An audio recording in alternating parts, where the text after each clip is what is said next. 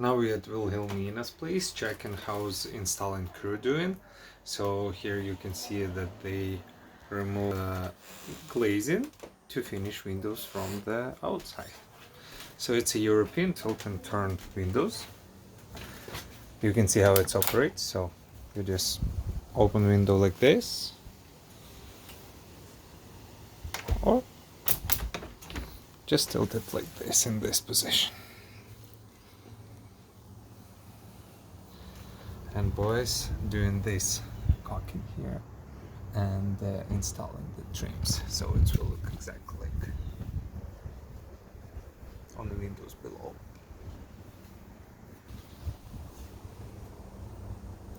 Right there. And I will show you from outside the finishing product on the outside.